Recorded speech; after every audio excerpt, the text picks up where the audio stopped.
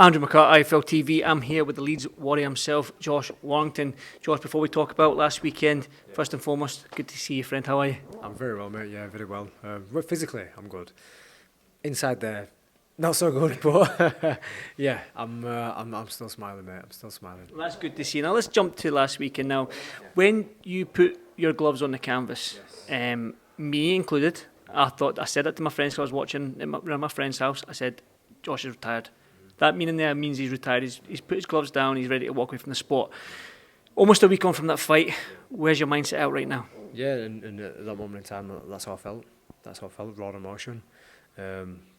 Just disappointed with myself, really disappointed with myself. Not because I feel I got chinned or anything like that. I feel like, no discredit to Anto, because he did what he had to do, but I left stuff in there, and normally that's not me. I emptied the fucking tank every time, and I didn't do what I should have done. Listen, if I did do what I should have done, it didn't work, then I can't complain. But it's living with that if, buts and maybes, and coulda, woulda, shoulda. And listen, there's moments in that fight there. Anto didn't let me do some stuff. He didn't let me work inside, because a couple of times I hurt him to body. I could hear him wincing, but he was clever. Clinches. He would catch him in the shot, and my head snapped back, and it looks convincing, like he's won that exchange. But it's just other stuff where, and I said to you, Andy, that I spoke to him on the Sunday morning, and I told him, like, I could see stuff you were doing, and I just couldn't implement it, and he kind of just gave me a courtesy nod to say, I know, I got away with a few things. So yeah, at this moment in time, I'm up and down, mate. I'm up and down. I don't want to end it like that, but at the same time, it's like, I need to be realistic with myself. Is it still there? Physically, yeah, it is, but that little fucking bit of fire, is that missing? Or then I go down the road of, is it because I've been out of the ring fucking 10 months, and last year was 11 months? Inactivity's been no help whatsoever. So yeah, it's one of them where I think time will give me the best decision. You said there that you're up and down, and is the fire still there? If the fire is sort of like dimming, what's going to ignite it again? What does ignite it? Is it sort of like the Wood rematch, or even like Oscar Valdez? Because I know you spoke to me before, and you mentioned you wanted to fight in America. Now again, you need to get a win, and that you're up at super featherweight. You need to get a win there and whatnot and so forth. But when you put you and Oscar Valdez in a ring together, buy me a seat. I'll sit ringside. No, I'll pay the $2,000, $4,000 it is for that ringside seat. That makes sense to me. So what is going to ignite that fire again? I don't know. I think at this moment in time, it's just time. It's just time, because it's been frustrating. The last 24 months of my career has been so fucking frustrating.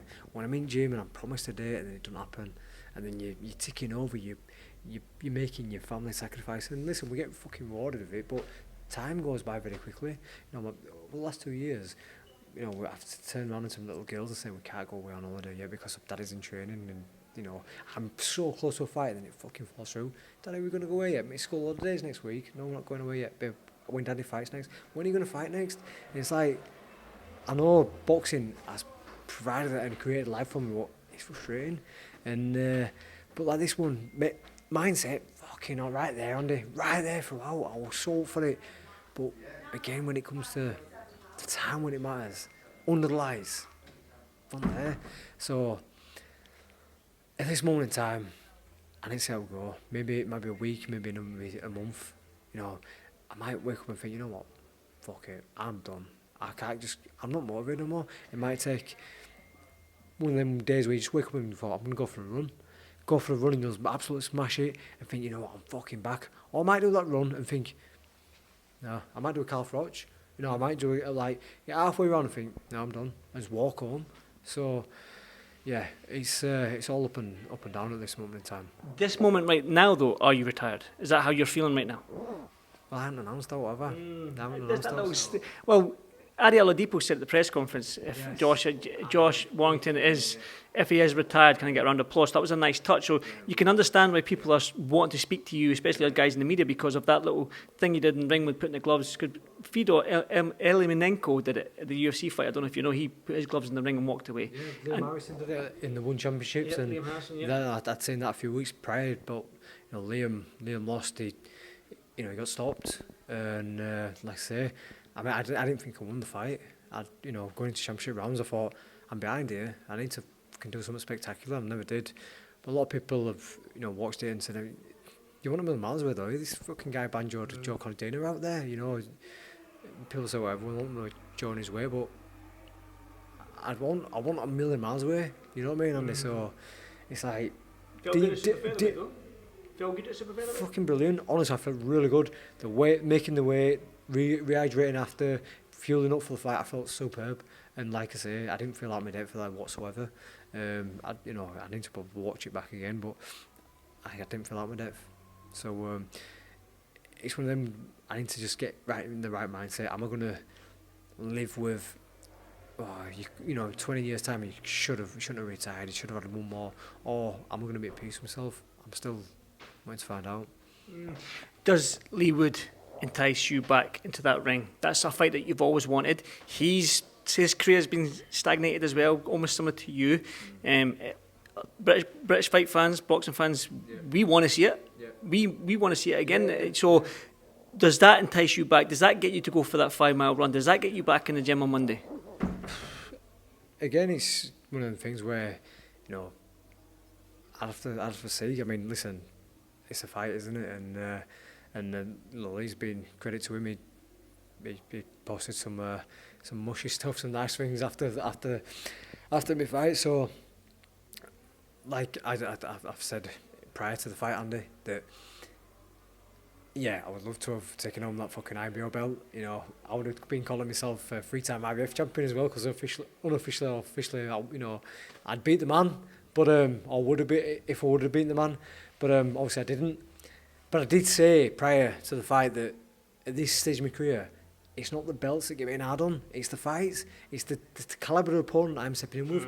I want to step in with them challenges. I want to have them names on my fucking CV and say, I battled against the best, and I got a win against him, I got a scalp against him, and a fight against Leigh, it's just that, it was an entertaining fight. The build-up were pretty shit because we were really respectful, but I think next time round it might be a little bit more spicy.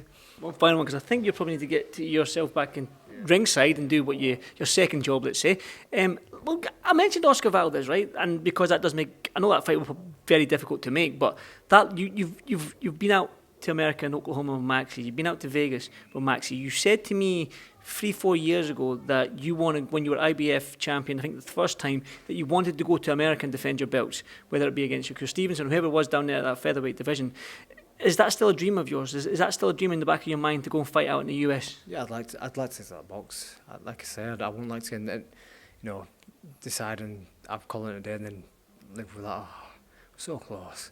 I've been calling it since I beat Carl, and then I had my manager against Kid, and then boxing that crazy French guy. And it's like, I've been wanting to go on from there. I mean, at one moment in time, I was looking at fighting Shakur Stevenson, and then I was looking at fighting Gary Russell. Then Santa Cruz were on table, and all these fights were so close, and they never happened. And we had the pandemic, and I'm coming back and I'm fighting Kanju, and it's like, all nearly fights. It's been starting my career, but I think more than anything, if I did continue, I'd want to just get a fight and just get the hand raised before I decide to go to America. Josh, I know you've got to go ringside there for Reece Mold's fight, so I won't keep you much longer, but listen, whatever you decide to do, you've had a stellar career, and congratulations on that. So thanks very much, Josh. Thank you, mate.